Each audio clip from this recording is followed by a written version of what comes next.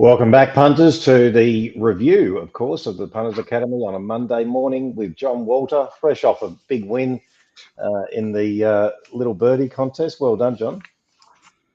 Cheers, mate. No, it was good. It was. I thought I was going to run out of meetings at one point during the week. Well, we lost Wagga and we lost Narromine, and I thought Sydney was going to be a bog, and then turns out we nearly got a good track. It was half a saviour, I guess. At least it was good racing, and yeah, long day for me. Indeed. Of course, the track at Randwick on Saturday was surprisingly good. Look, I've got it sitting at, well, the shoot races, I've got it sitting around about a 4.5, maybe a touch worse, and the course proper races around a 4. So dead track, really. Just was phenomenal.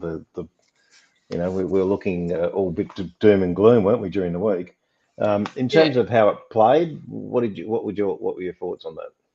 Oh, pretty fair. I think maybe hard fence maybe might have been not great, and which is not unexpected, but still a lot better than it probably normally would play. And it didn't look as easy as normal to make ground, sort of well off the fence. It was hard to sit wide, wasn't it? And yeah, compared to normal. No yeah, very different to what you would have expected sort of on Monday, Tuesday of a rail through at Randwick if it was normal circumstances with what we were sort of presented, heavy 10, heavy 9. And even if it was upgraded to this, you would have thought sort of the inside 4 or 5 probably would have been dicey. And then, but it was a lot. Yeah, it was pretty good. It was pretty. I didn't see too many runs that you thought, wow, that horse probably, would have won if the track was any other way. It was just, it was reasonably fair. Reasonably fair in terms of position in the field, and the inside lanes and the straight was still worse. Rails and run was okay, obviously, and it was significantly slower in the straight from the half mile onwards in terms of the readings that I had access to in the morning, and yeah, it seemed difficult to sit wide, didn't it? And do well, which is kind of, you probably would have thought, say Monday, Tuesday would have been erring to find those horses rather than the ones that were thinking run. So had to adapt a little bit, I guess, but it was probably a good adaptation to have to make. But anyway, the joys of Sydney racing at the moment. Starting off with the time-honoured Reginald Allen quality for the 3-year-old fillies. John, the tempo here was fast. What were your thoughts?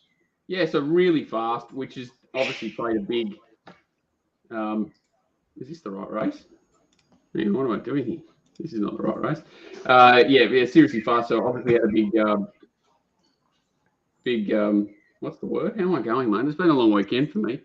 It's the outcome is certainly. Look at this horse here. So this horse has been used up a lot. Thinking Rain, is it? It ends up leading. Huge effort, and all of the horses that are in the finish are back. 1, 2, 3 finish over the top of them. Amadi's the only horse that finishes.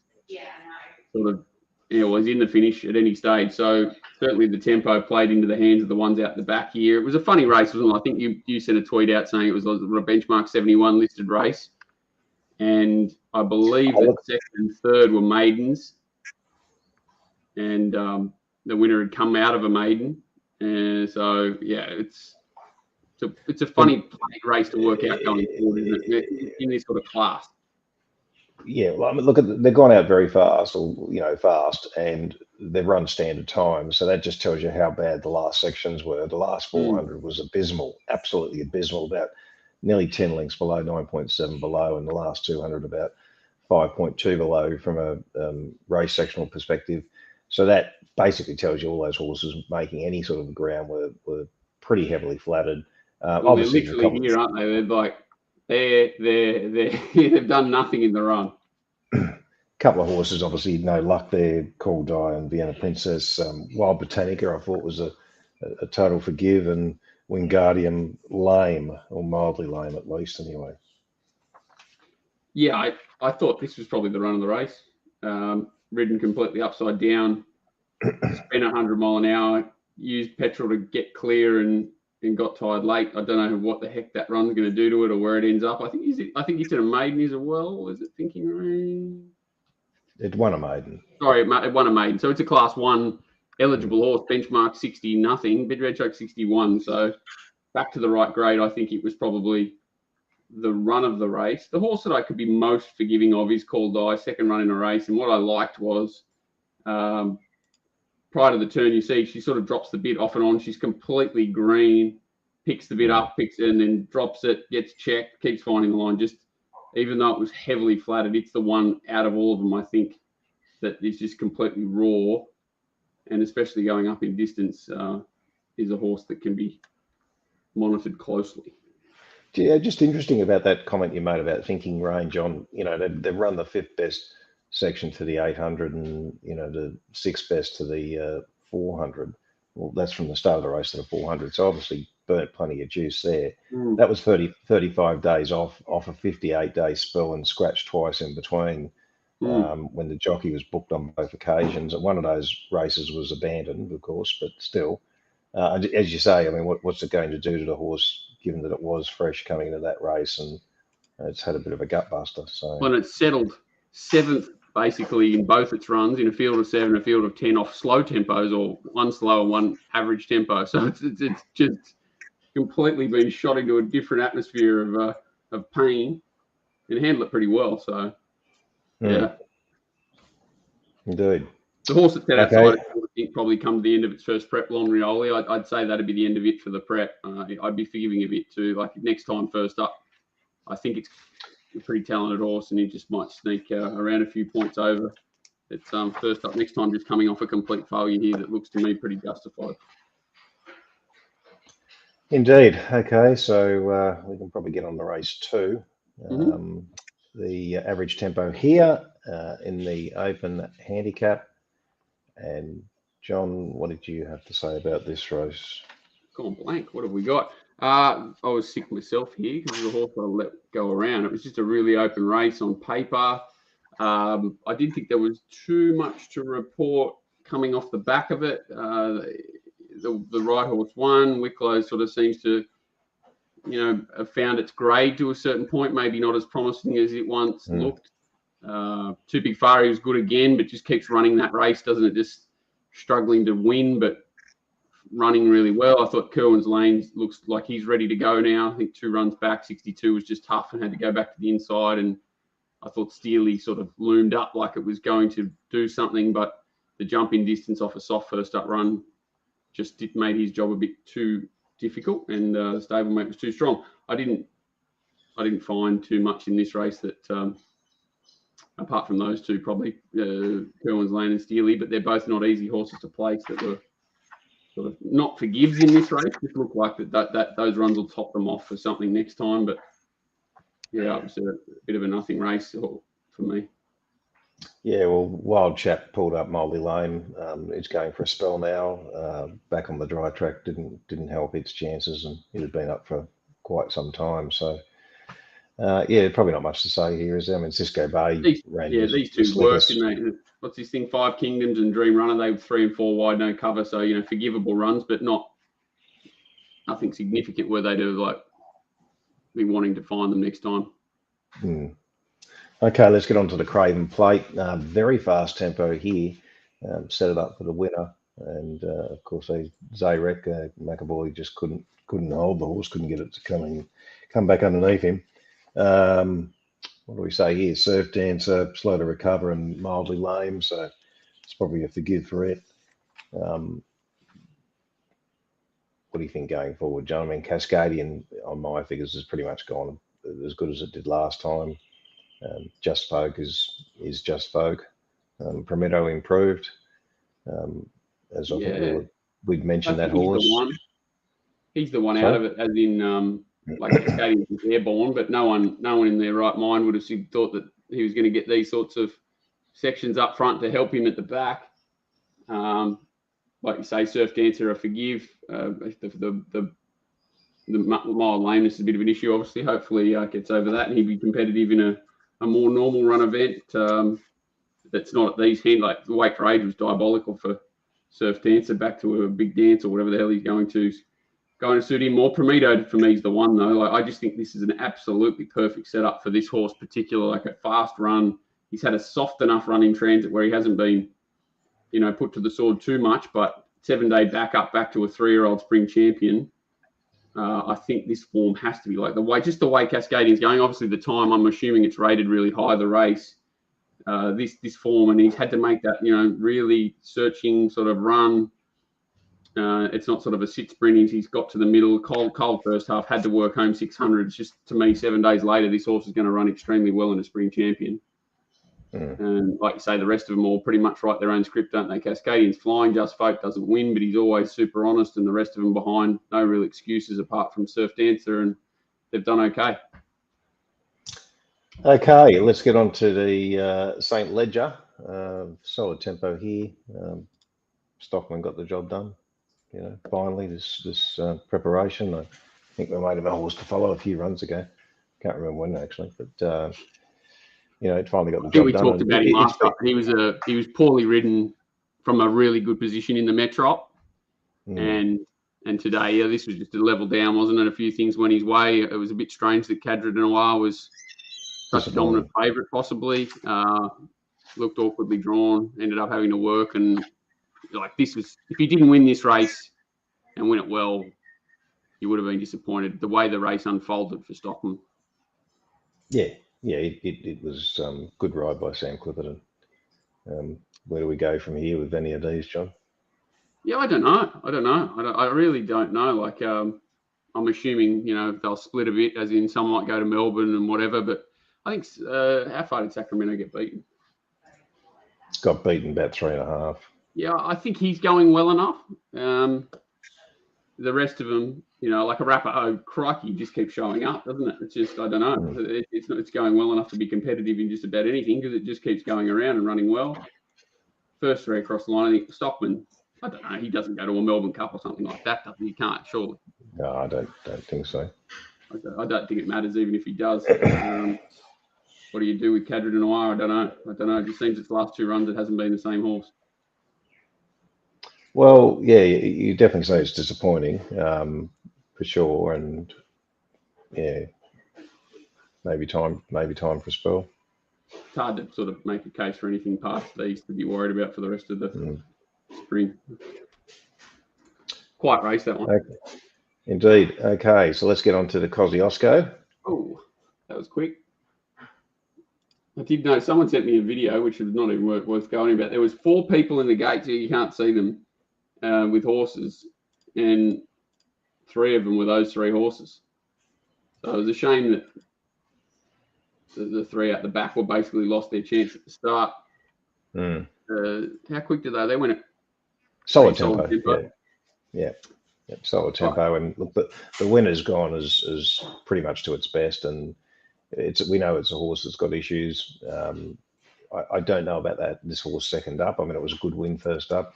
It absorbed the pressure and did the job. I just don't know about it second up. I don't know about it any. I remember talking during the race here. He looks like he's bolting, but he's that sort of horse when you don't know if he's going to go like a prick balloon and get beat 8, or he's going to put 6 on him like he did here and go like a Learjet. He's a nightmare of a creature, but he's got an engine when he's obviously sound and well, because he's just he smashed him at Wagga, didn't he? First up last preparation, and then I remember I backed it at Flemington and was pretty keen on it, and he pulled up with a irregular heartbeat or some cardiac arrhythmia issue, and then after that, the third up run was it was well in the market, and it was also very poor.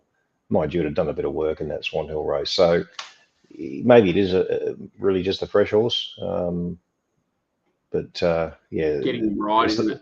Yeah. Not one that I can sort of follow with confidence. Art Cadeau was 3 out of 5 lame, so forgive for it. I had something on it as well. So, and I was on the second horse, so didn't get the chocolates here, but yeah, far too easy. He looked the winner to me there. I thought he was going to just maintain that run. Maybe that just those sort of horses that come into this race that have to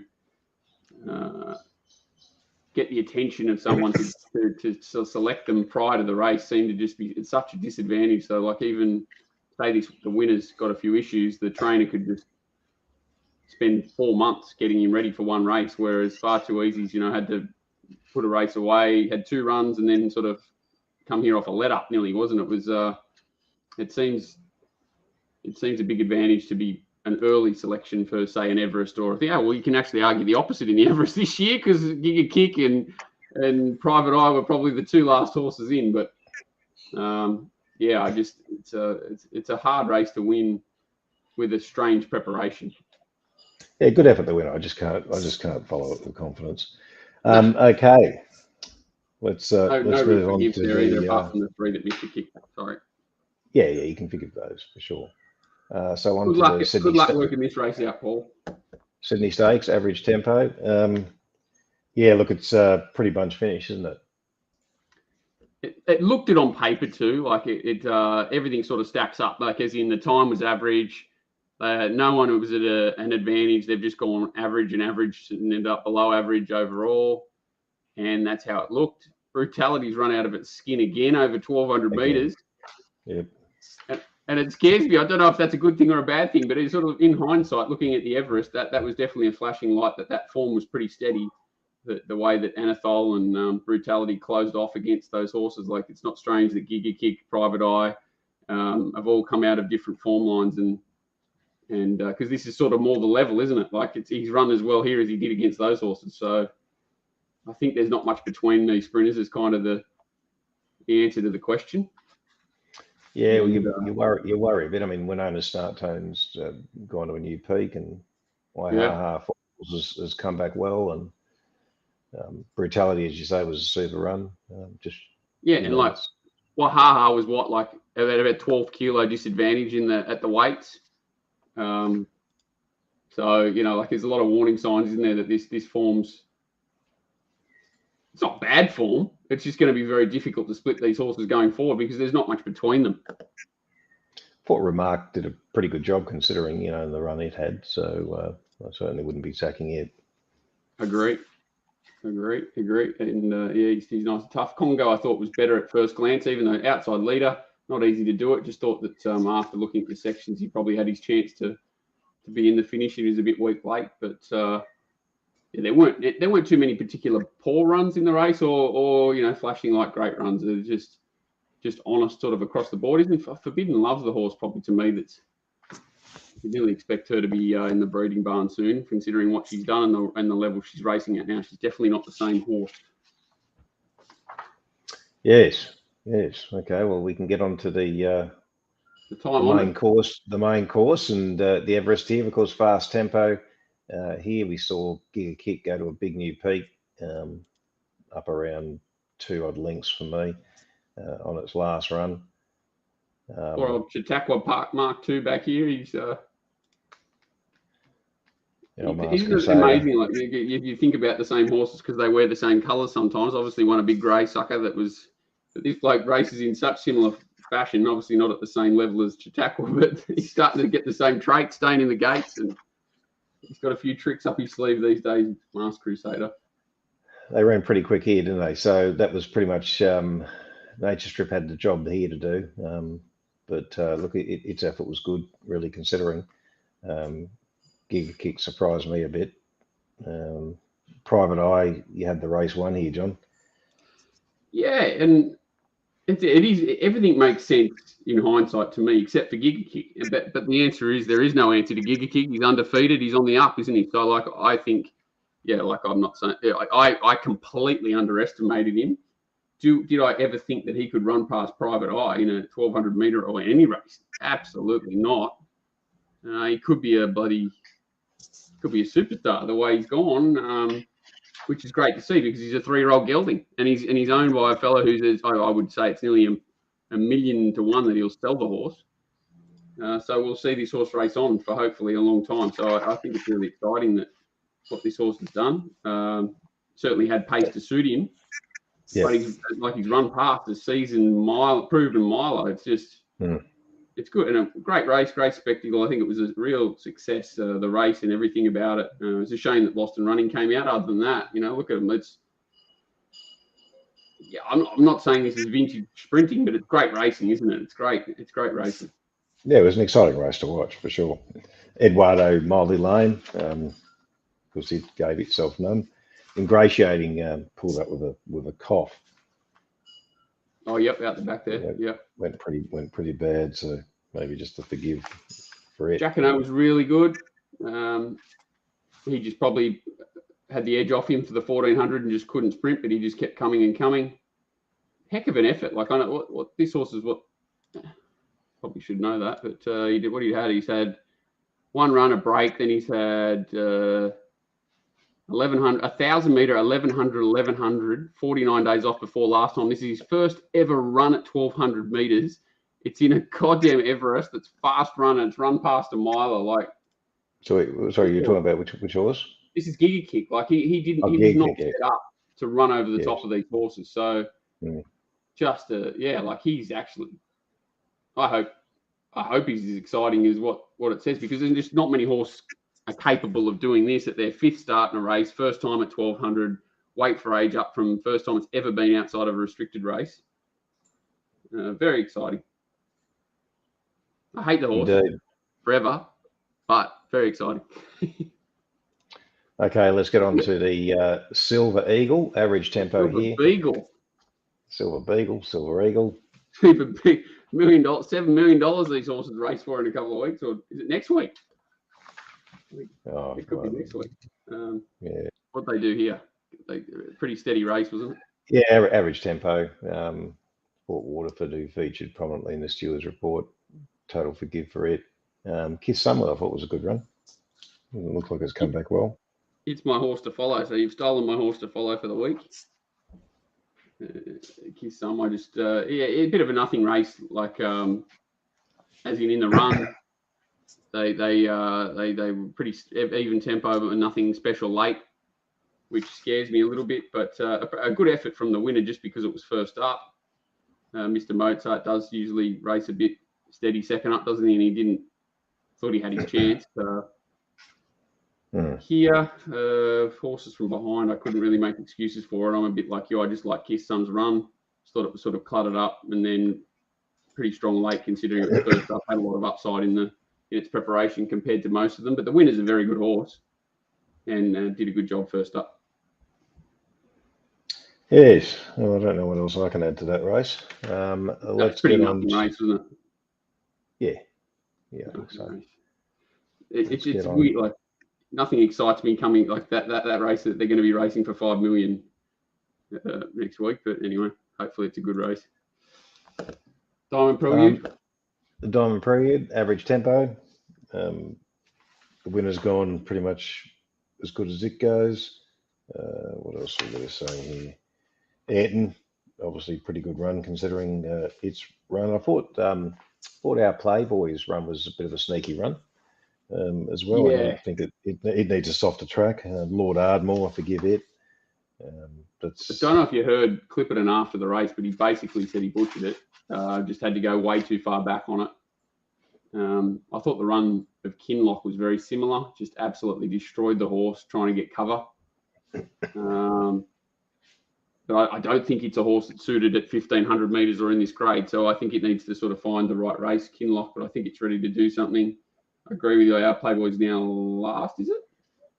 Yeah, it's last in the grade. Yeah. Yeah, and it's a horse that can settle a lot closer if it draws a gate, so it can improve significantly.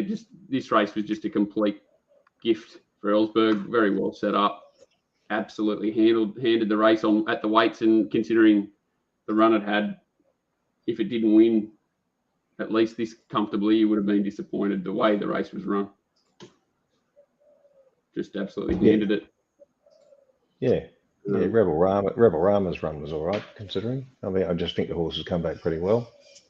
Yeah, very, very underestimated horse. Willie, again, he sort of laughed when he said, good run considering the run it had. I thought I was ready to headbutt him through the TV when he came back. I love listening to those snippets after the race, and you get a good insight to sort of the passion of the jockeys compared to the horse and what they've ridden. And, it's quite weird, but I think the two runs you've sort of said, this is your horse, our Playboy, and Kinloch making a run through here. I think he's had 3 excuses back, so he's a bit of a sneaky horse can be followed. Not too much. A Tissue has missed the start and a bit unlucky. It can certainly improve in a final, in a more genuinely run race. So these horses go to a 5-year-old only mile race, is it? Is that what it is? Is that I think that, yeah, I think this is a 5. I think they go to a mile race. So most of these horses will line up there, I'm assuming.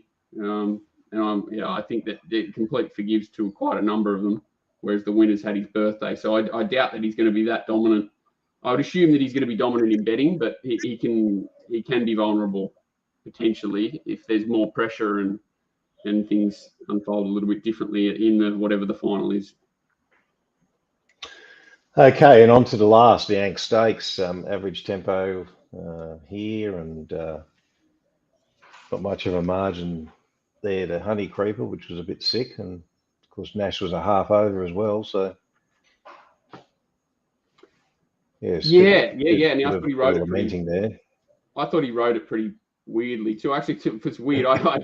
I tipped it around the place a bit, and I backed it on the stream thing, and I actually thought it was Bowman. I think I must have been that deep into a long day that I didn't know who it was, and I'm watching this like going, what the hell is Bowman doing?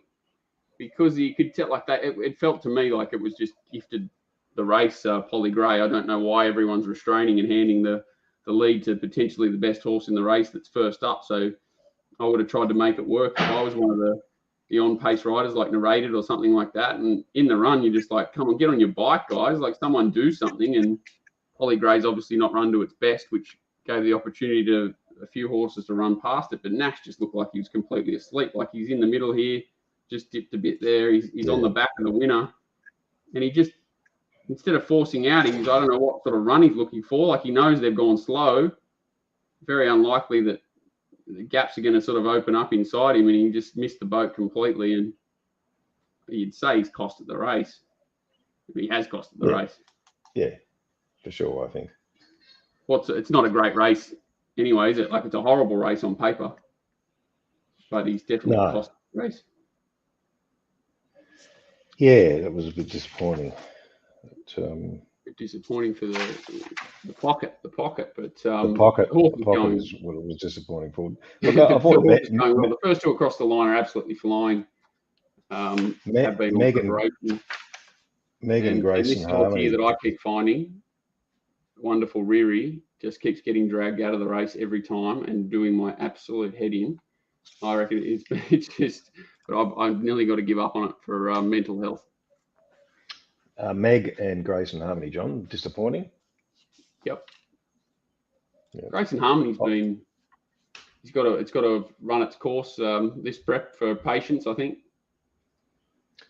I did think probably Forgive Ida in this race, and Polly Gray just needs a heavy track. It's just in that spot that you didn't want to be to on this day. 3 wide, no cover. Just off speed, it looked very difficult to run well from there. So 100%. Nothing else out of that race for you? We have finished early, so we'll horses to follow though. We can do those. I'll send. You sent that email. I'll send our man a thing.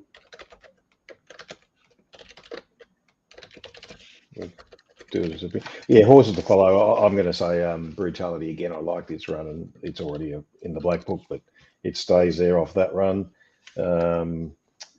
What else have we got? Kiss Our Playboy, and that'll do it for me. What about you, John? It's very similar. So Kiss Some, and mine was Kinlock, but I don't want it to go up in distance. I want it to go back in distance. I think it'll just about win if it sort of goes back between 1,200 and 1,400 maximum. Wherever it goes. So if it goes up in distance to the final of this race at a mile, I'll be letting it go through, but back in trip.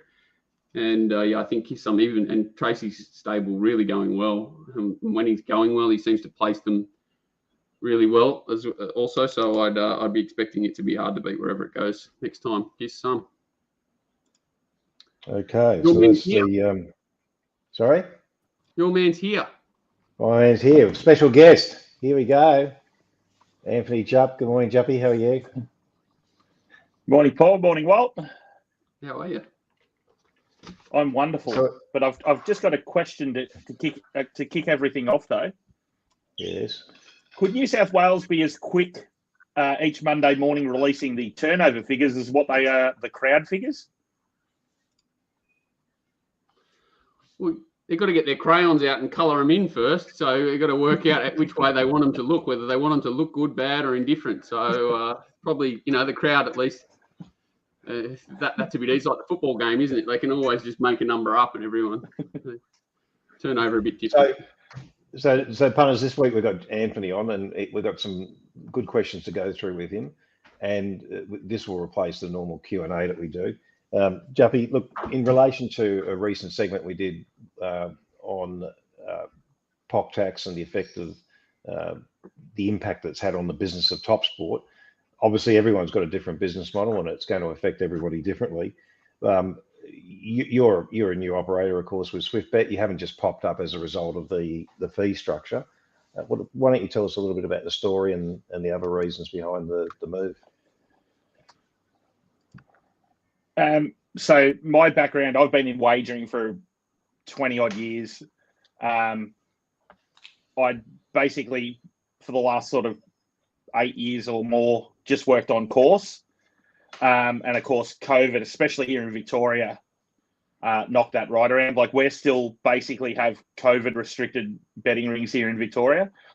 They're not at the full size they were before COVID. So basically we went for about 18 months where we could barely work on course. So that sort of hastened our entry into the online space. Basically, the amount of liquidity on courses dropped off too. It's still quite vibrant. There's still some money around, but it's not as big as what it was. So we sort of found the need that at that stage that we needed to migrate online as well, just to basically just so we could keep going at that stage. Yeah, we chatted about it. I remember talking to you at Warrnambool about it, and I think you were sort of in the throes of getting yourselves online at or around about that time.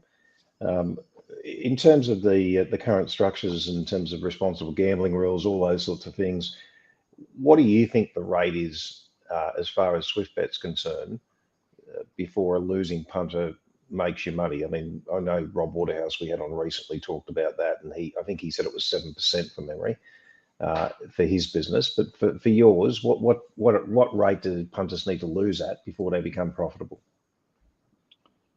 It would be it would also be dependent on where they're based.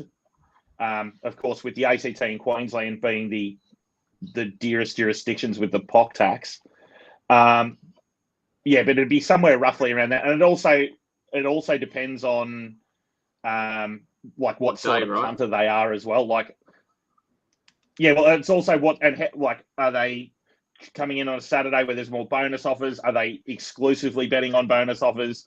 All that sort of stuff has to be taken into account too, of what you actually need for them to become a profitable client. So, but it'd be roughly about that 7 to 9% mark. I'd imagine that's where you'd need to be, which I'm the first one to put my hands up and say that's not good for the industry. No, we don't want that. We don't want punters losing that quickly.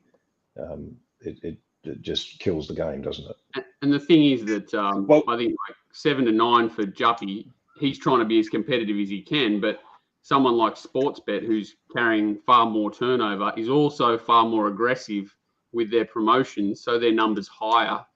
So their number, if they're 7 to 9 and they're just trying to make a wage or make an earn and chip away, they're getting blown out of the water by these whales who are giving much more to these clients because they can, and they're stripping them at a bigger rate. They don't even know it, but they're getting a better product off little guys, but they just can't compete. So, 7 to 9, someone who's not offering huge incentives.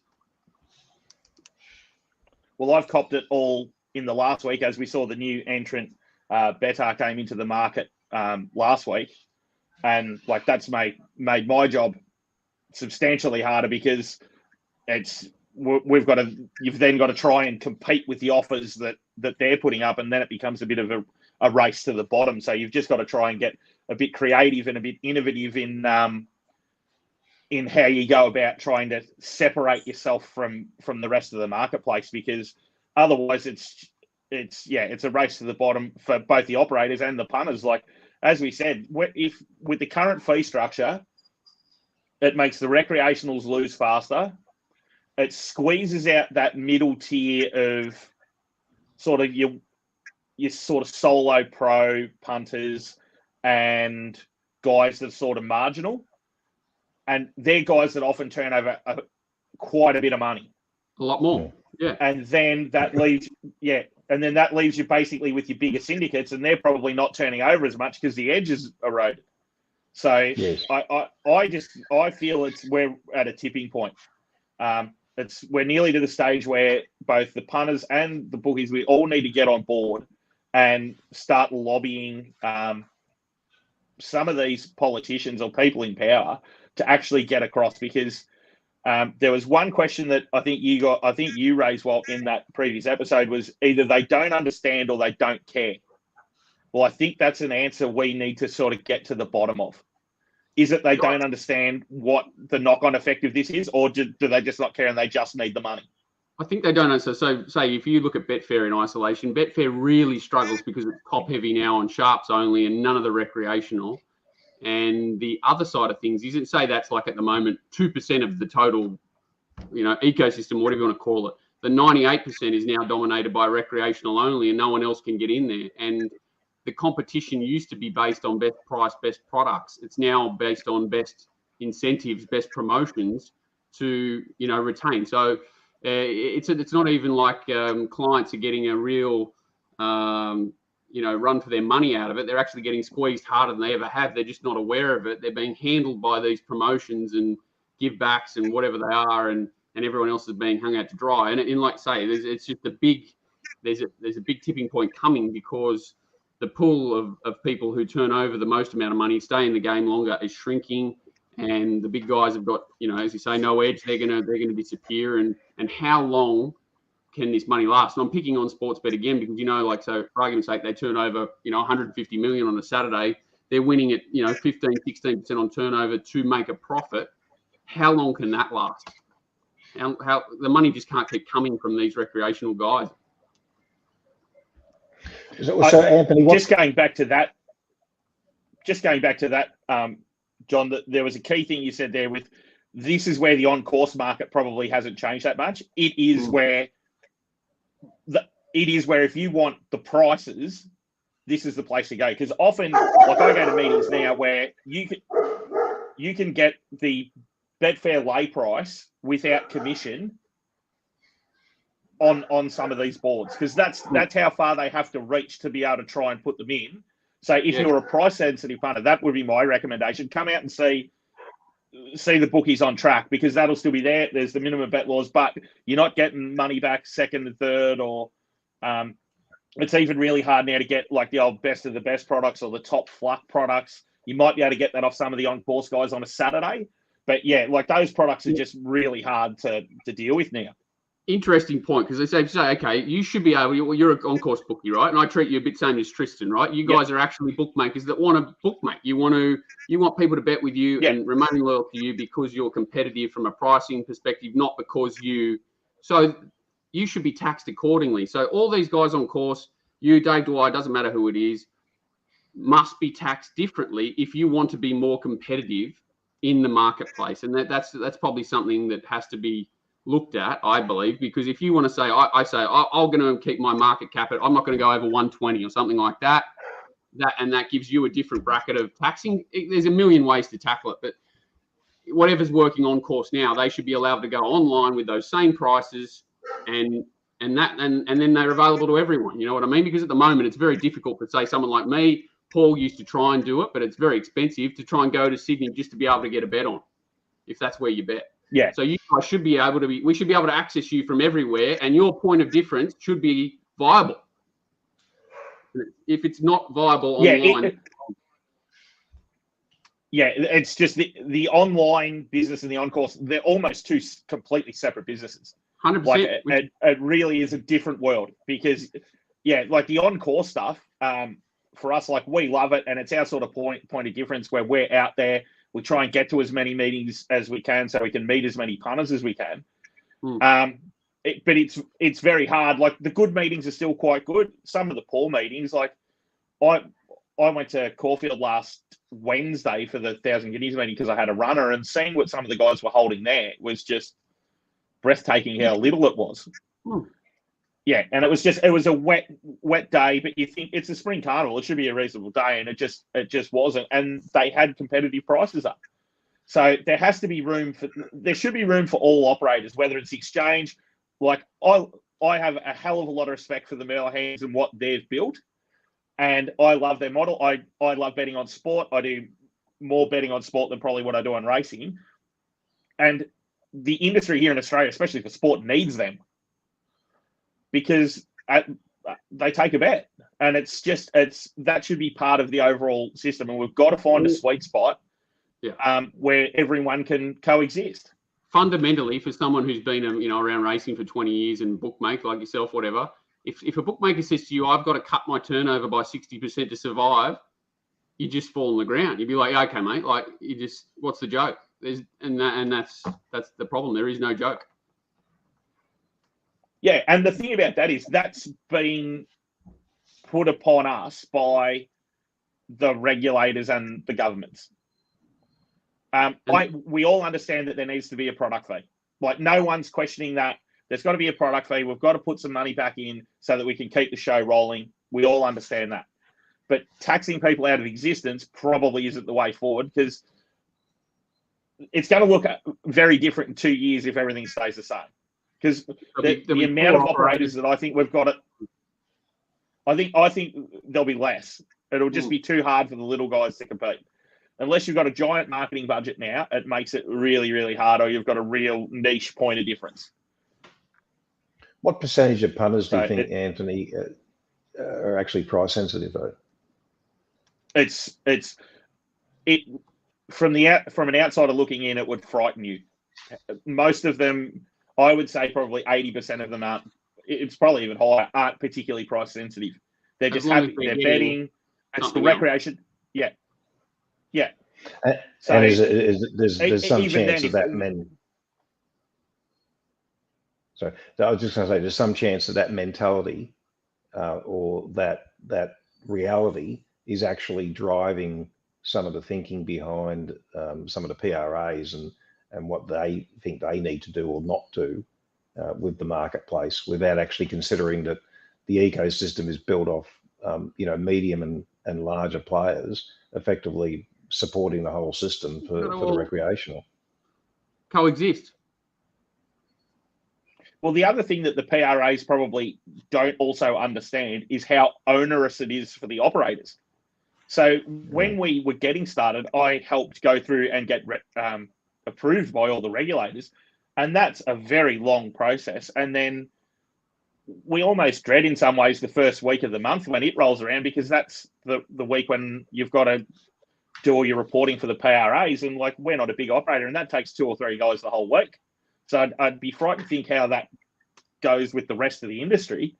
Like that's just putting an enormous amount of pressure that those resources could be put somewhere else.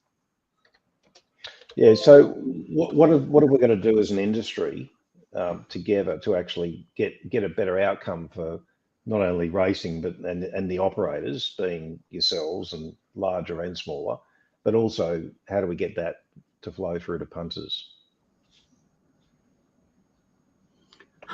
I think there's a few things we need to do. I think we need to get together. Both sides of the fence need to get together. So guys like Richie Irvine, and I'm hopefully after the carnival I'll go up and catch up with Richie, and whether it's Tristan or you got both sides of the fence need to try and keep pushing to get in touch with the right people at the state government level and both at the PRA level, and explain to them that the model might look really good at the moment, but it's not going to last forever, especially in somewhere like South Australia, where they're taking a 15% POC, but only 10% of what they raise goes back into the industry.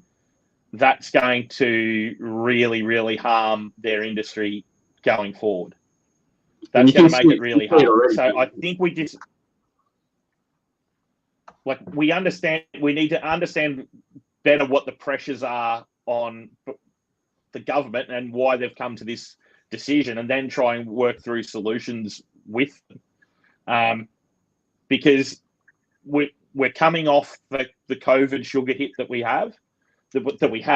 That's slowing down now, and it's in another 12 or 18 months, and especially in say another 2 years, if it keeps creeping along like this, like it's going to slow right down, and that they actually need to be aware that there needs to be a bit of communication as to how we can find a balance where everyone sort of benefits out of it. What's your view on the automation rule, Juppy, and what changes need to be made, in that context?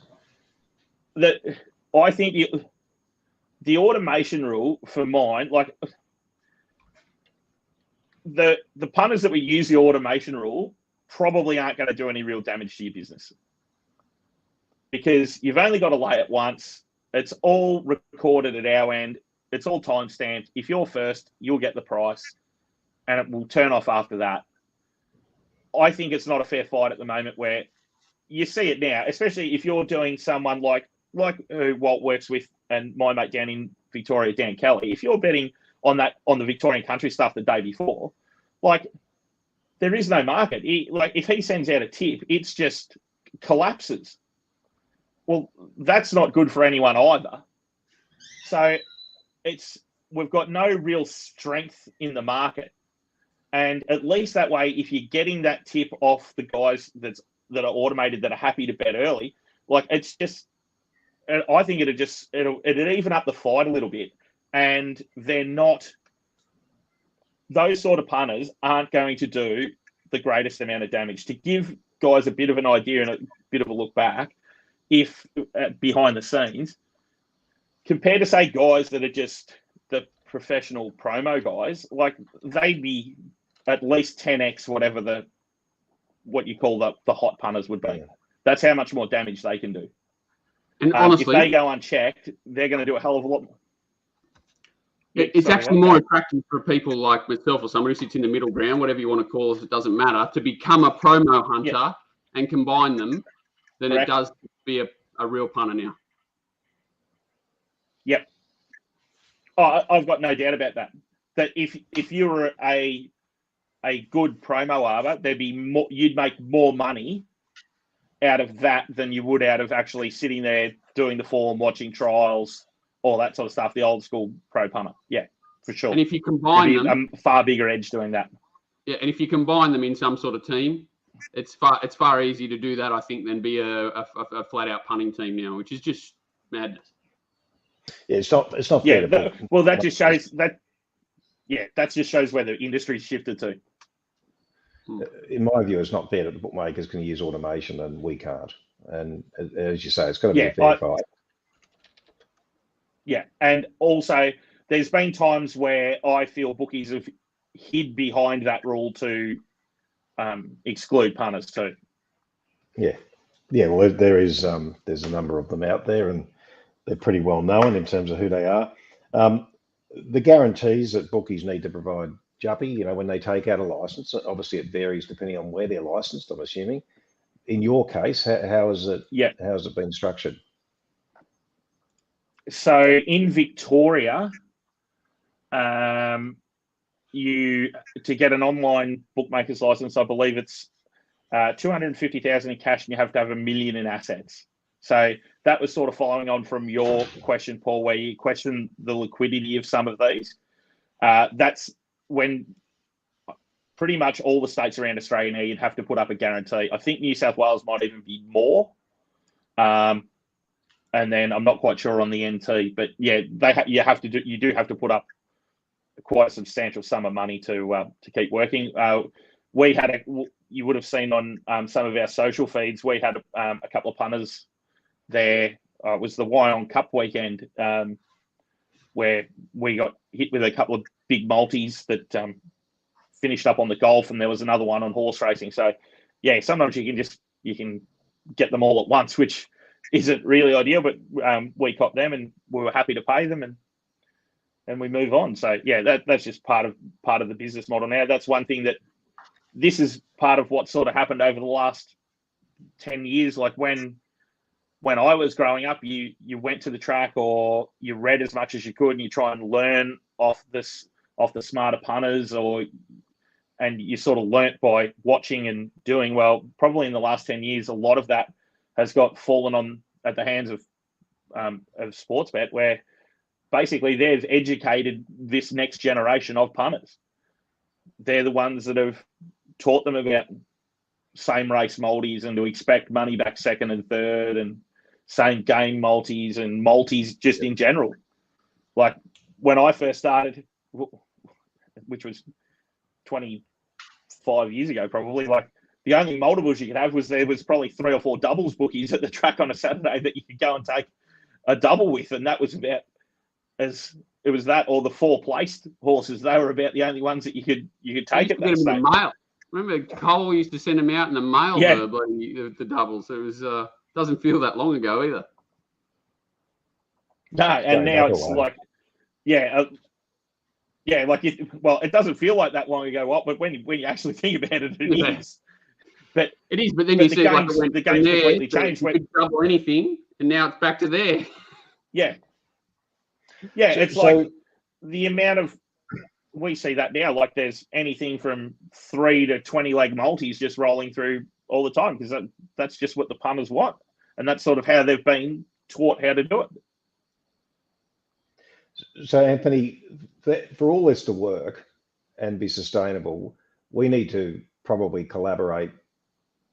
There's got to be an open forum, doesn't there, between state governments, PRAs, and punters, representatives, and we need to understand their position so that we can understand what's driving their decision making, and they need to understand what's actually happening in the marketplace now, and that what's happening in the marketplace now isn't reflective of what's taken place, as you say, during this sugar hit through COVID, and what's going on now, and how's it all going to wash out in the end. There's got to be some collaboration or open collaboration or willingness to do that, don't you think? From my time in the industry, Paul, the amount of, I haven't met an unintelligent winning punter yet. The amount of guys that have made an earn out of this game are some of the most intellectual people you find. Why they couldn't why the PRAs and the governments wouldn't want to tap into these sort of people, I'm sure if we understood what their problems and their issues were, then we could help with a solution for it. But my other goal is to try and channel bookie whinging into renewable energy and solve the energy crisis, because it seems that every bookie just whinges on how bad it is and all this sort of stuff. Well, we actually need to get solutions based. Go to these guys and say, like, let's all work together to find a solution that helps you, but it also makes it viable for us, because we're not just the golden goose that's just going to be there to print money from now into infinity, because they're eventually, like we've seen it slowing down now, the interest rates have gone up, the inflation's gone up. That's putting pressure on the household income, and that means that there's not that discretionary spend for the punters there to just keep betting with. That's right. I mean, the average mortgage payment has risen significantly. I think it's around about $16,000 a year, based on just an average mortgage size. That's considerable, and a lot of that hasn't flowed through yet, and a lot of it hasn't hit. So by Christmas time, all the effect of those interest rates, or the cumulative effect of those interest rate rises, will have hit. Households are going to be doing it tough. There's Christmas presents to buy for the kids, less money to gamble. The tipping point's close, isn't it? We've got to solve this soon. It's not just gambling too. It's also ownership. Everything right through the industry is going to get hit. Well, I'm here in the epicenter at the moment. So I live here in Bendigo. I've actually got a family from Rochester who's displaced by the floods staying in my spare room. And I went to Horsham yesterday to their cup meeting, and that drive normally takes me about 2.25 hours. It took me 3 because of the roads that are washed away and still flooded and whatnot. I've got a very good mate who is the head engineer at Loddon, and the figure that he gave me that he's going to need to repair the roads, well, that means that everyone's rates are going to have to go up by whatever the maximum they could charge them to try and get the money in, as well as the money from the federal and state government to help repair the damage that's been done here through Victoria, through these floods that we've had. So there's pressure just coming from everywhere. But rather than just jack up the taxes on everything, it's just going to cause havoc through the industry if they keep doing that. Indeed. Anthony, thanks very much for your time today, and really good to have you on the show, and of course covering off on those very important issues that affect us all. Is there anything else that you'd like to leave our listeners with before you go? Going back 10 seconds, so I don't want to cut you off, but I think, it's really important. They say we have to combine. I agree 1,000,000%. And it has to be not sports bet Ladbrokes, the guys who are just got full control. It really does need to be on-course bookmakers that, one day they're going to have to transition to where you are. You guys, anyone who's looking to grow turnover and actually provide a product that's not based on promotion, that's actually based on racing and wanting to grow, their turnover side of their business, they're the people that have to combine with us, because they understand that, while we're enemies, we still both need to coexist. And the only way we're going to grow you're going to grow is if we're a part of it. So I think, if we can combine, that's our best chance. Yeah, I think Tristan's flown the flag for that. He's tried to do his bit where he can. And often if you try and see the minister, I've found just by traveling around, and anyone who's followed me on social has seen that I've been here, there and everywhere in the last few months. Often the hardest part is just trying to find the people that make the decisions and talking to the right people, whether it be at club level, PRA level or government level. If you can find those right people to talk to, get a clear message across to them, and then also get feedback from them about the challenges they're facing, I think that's how we try and move forward. But there should be no industry where they're trying to stifle competition and stifle local guys from getting in. And also the other thing is, I've never been to the races in New Zealand. I've been to plenty of harness and greyhound meetings where there hasn't been an on-course bookie, and they're a fairly lonely place. So I'd hate to see that disappear from the landscape. I think hopefully. Anyway, thank you very much, Juppy. Thank you very much, Anthony. No worries, guys. Always happy to chat. I'll do my best. Cheers, mate. Okay, guys.